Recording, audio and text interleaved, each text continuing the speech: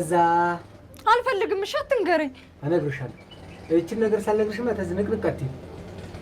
ከዛልሽ እንትን ዝም ብላ ስትት ብላ ገብታልሽ እንዲው ዝም ብላ እንዲያጃፍ ያሞራ እንዲህ ልትከመርብኝ ስትል እኔ አንቺ ባል ዘራፍ ብዬ ብድግልሽ መሰለሽ እኮ አንተ ሴት አውል። ከዛ ፎክሬ ስነሳ ለካ በህልሜ ነው። አየሽ በጠዋት ታናድደኛለህ አይደል? እንኳን ደስ አለሽ፣ በህልሜ ሆነልሽ። ቁርስ ምን ልስራልህ? ምን ገዝቼልህ ልምጣ?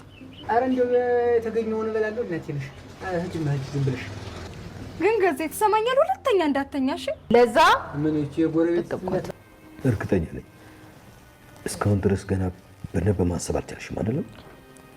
ማሰብ ማለት አባይ ማስተዋል አልጀመርሽም፣ መጠየቅ አልጀመርሽም።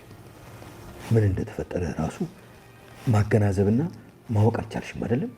አዎ አባይ፣ በዚህ ሰዓት እናቴን ማግኘትና ከሷ ጋር መሆን ብቻ ነው ፈልገው አባይ። ሌላ ነገር ምንም ማሰብ መስራት ምንም ነገር ማድረግ አልቻልኩም።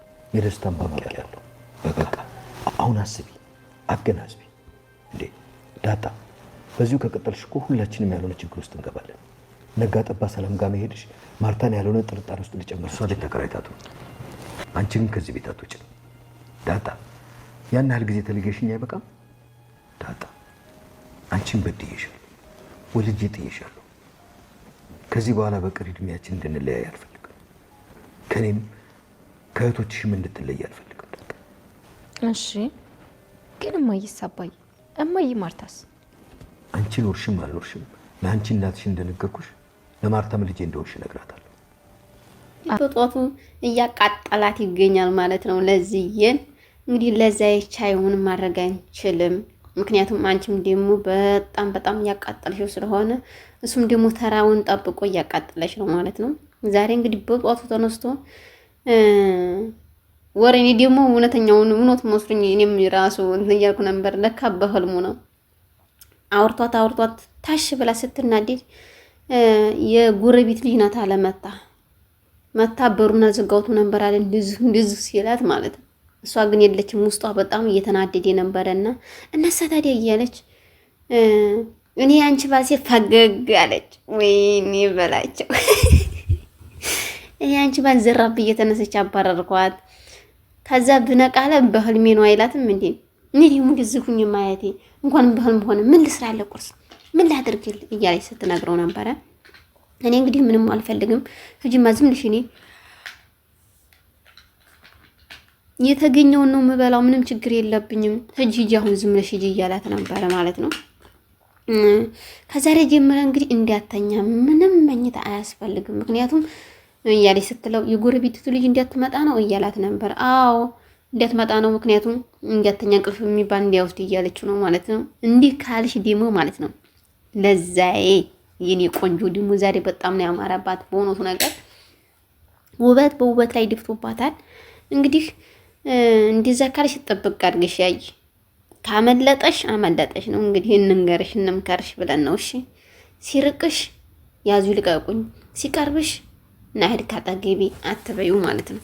እንደመጣልሽ ያይ ዝም ብለሽ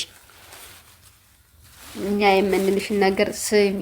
የኛም አንዴ ምክር አንዴ ብቻም ሳይሆን ሁሉም ምክራችን መሬት ጠብ አይል የተናገርነው ነገርና እናንተን ደግሞ አንድ ላይ እናገናኛቸዋለን። ችግር የለም ጊዜውን ይጠብቅ ብለን ነው እንጂ እናንተን እያጣመር እንገኛለን ማለት ነው።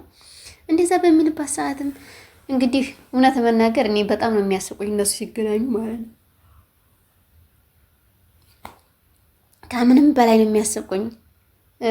መናዲፍ፣ መናከስ፣ መወራወር ስለሆነ ስራቸው ማለት ነው።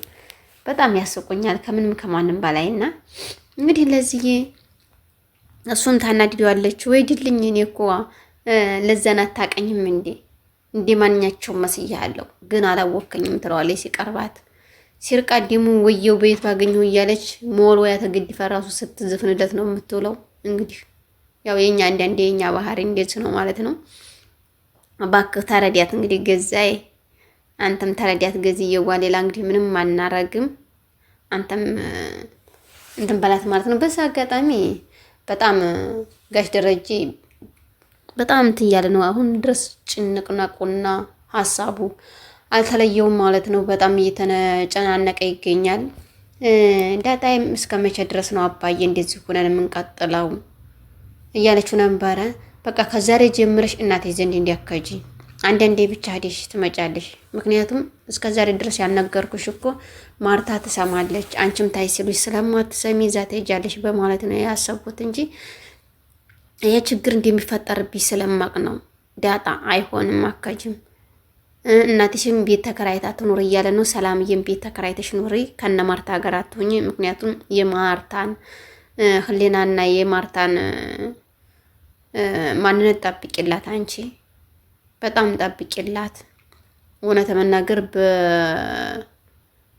ባል ላይ በምወደው ባል ላይ እንዲህ በሚተማመንበት ባል ላይ ከአንድ አይሉ ሁለት ነው እና የወለድሽላት። ስለዚህ ይህን ይዘሽ እንዴት ብለሽ ነው ከሷ ፊት የምታየው? ከሷ ፊት የምትቀሪው በጣም ከባድ ነው። እንግዲህ እስከ ዛሬ ድረስ በድዬሻለሁ፣ አጥፍቼብሻለሁ። ከጎዳና ላይ ብዙ መከራና ብዙ ስቃዮች አሳልፈሻል። ከዚህ በኋላ ምንም ነገር እንድታሳልፊ አልፈልግም፣ መካስ አለብኝ እያለ ዳጣይን እየነገራት ነበር አባቷ። እንግዲህ ከኔም ጋር ከእህቶችሽም ከውሃና ከአብጊል ጋር መነጠል የለብሽም። እናትሽ እዛው ትከራያለሽ፣ አንዳንድ ቀን ክደሽ ታያታለሽ እና ደግሞ አንቺ ከኛ ዘንድ ነው የምትኮኙ፣ ከኔ እንድትርቂብኝ አልፈልግም እያላት ነው። አባዬ እማዬ ማርታሳ እንዴት ልትሆን ነው እያለች ስነግረው ነበረ። ለእሷን በጣም ተጨንቃለች። እሷን እንግዲህ እማዬ ማርታ ምንም ችግር የለም እኔ እነግራታለሁ፣ ለአንቺ እንዲነገርኩሽ እሷን እነግራታለሁኝ፣ ከዛ በኋላ ታውቃለች ማለት ነው እያላት ነው ማለት ነው። እኔ ግን እናቴ ጋር መሆን ነው የምፈልገው። ምንም በአሁኑ ሰዓት ምንም ማሰብ አልፈልግም። እናቴና እናቴን ብቻ ነው አባዬ። እኔ መረጋጋትም አልፈልግም። ስለምንም ማሰብ አልፈልግም። እናቴን ብቻ ነው ማሰብ የምፈልገው። እናቴ ጋር ልሁን እያለችው ነበረ። እስኪ አሁን ፍቀድልኝና አሁን ልሂድ እያለችው ነበረ። አይቻልም፣ አትሄጂም። ከእናቴ ጋር ምንም ልትሄጂ አይቻልም። እንደዚህ በምከጅበት ሰዓትም ማርታ ታውቃለች። ማርታ አወቀች ማለት ደግሞ በጣም ከባድ ላይ ሆን ማለት ነው። ስለዚህ እባክሽ ዳጣ፣ እባክሽ ተረጋጊ እባክሽ እያለ የለመናት ይገኛል። እንግዲህ እሺ ብላ ተናግራለች ማለት ነው። ልትሄድ ያለችውም ቀርታለች። እንግዲህ እማዬ አልመጣሁም እያለች እየነገረቻት ነበረ በስልክ። አባትሽ ያለሽን ስሚ፣ ምንም ይሁን አባትሽ ያለሽን ብቻ ስሚ፣ ነገ ትመጫለሽ፣ ተይው ዳጣ ይዛኩኝ እያለቻት ነበረ። ሰላምዬም እንግዲህ እናታንም መቶ እያሳቃት ነበረ።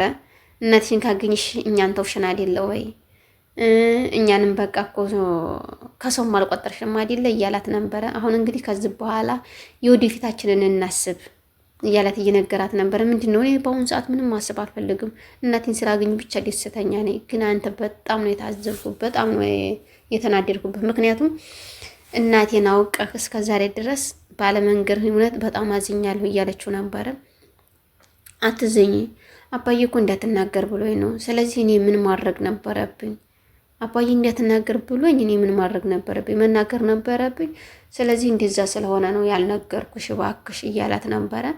እሷም የወደፊት ምንድነው የምናስበው ሲድግ ምንድን አልገባኝም እያለችው ነበረና የወደፊት ህይወታችን ትዳር ይመጣል፣ ልጅ ይመጣል። በቃ ከዚህ በኋላ እንግዲህ የወደፊቱን ነው እንጂ የምናስበው የወደ ኋላው ማስብ አንፈልግም። አንቺም ደግሞ ተመስገን እናትሽንም ማወቅሽ አባትሽንም ማወቅሽ ሁሉን ነገር አወቅሽ። ከዚህ በኋላ ምንም ያስጨንቅሽ የለም እያላት ነበረ። እናትሽም እኮ ሰላምዬም እኮ እኔና አንቺ መገናኘታችን እኔና አንቺ መፋቀራችን አንድ ላይ መሆናችን በጣም ነው የምትወደው።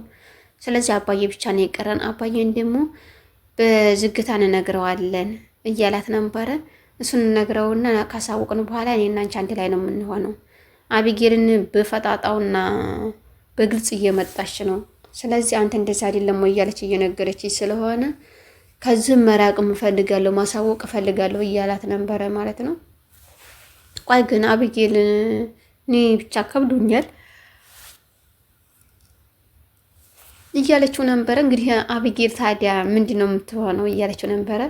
ከሷ በፊት እኔ ነው አይደለም የምታቀኝ እያለች ነው፣ እኔ ነበርኩ ሞድ እያለች ነው እያለ ነበረ።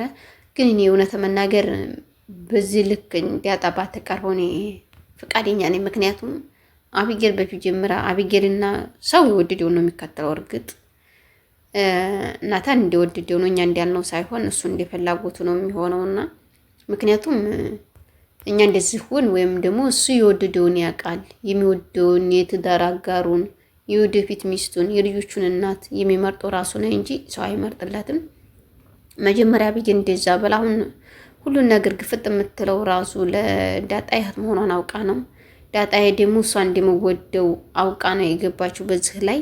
ግን እሱ እንደማይወዳት ነው የምታውቀው እሷ ማለት ነው። እሷ እንደማትወደው እሷ እንደምወደው እሱ እንደማይወዳት ነው የሚያውቀው። እኔ እኮ እሷን አልወድም ብሎ ነበረ የገባላት። አሁን እንግዲህ በጣም ከባድ ነገር እየተፈጠረ ነው የሚገኘው በሁለቱ መካከል ያለው ግጭት። ቤተሰብ እንዲያው ምን ሚል ሳምቶ ራሱ ማርታዬ ምን እንደምትልም ባላቅም ብቻ ከባድ ነው። እንትናም ራሱ ውጪ ከዛ ሀገር ነየሽ ውጣ ወደ ውጭ እንሄድ እያለቻት ነበረ። መድኃኒትም አንቺ ዝም ምን ትሰሪያለሽ? እንሄድ፣ ምንም ችግር የለም፣ ሙሉ ወጪሽን እኔ እሾፍናለሁ። ስለዚህ ውጭ ልስደድሽ እንሄድ በአንዴ ስትላት እኔ ውጭ መሄድ አልፈለግም፣ ብዙ ነው መሆን ነው የምፈልገው እያለቻት ነበረ። ምንም ፕሮሰስ እኮ አያስቸግርም። ስምሽን እስከ አባትሽ እስከ አያትሽ የተወለድሽበትን ቦታ እናት አባትሽን ታስመዘግቢያለሽ፣ ከዛ በኋላ ትሄጃለሽ እያለቻት ነበረ ማለት ነው። ዳጣ ግን እናየዋለን ምናምን ብላት ነው የወጣችው። ማውራትና መነጋገር ስለማፈልግ ከሷ ጋር ማለት ነው። እንግዲህ በዛ አጋጣሚ አቤጌል ከጎኗ እየተገፈጠችላት ከጎኗ እየቆመችላት ለዳጣ ነው ያለችው። ሁሉን ነገር ከሷ ጎናት ማለት ነው። በቀጣይ ግን በአዲስ ነገር እስከምንገናኝ መልካም ጊዜ እያልኩ ቤተሰብ ከዙ ሰናበታችኋለሁ። መልካም ጊዜ መልካም ሰዓት እላችኋለሁ። አሁን ውዶችዬ ስለምታበረታቱኝ ከልብ አመሰግናለሁ። ሰላም ሁኑልኝ።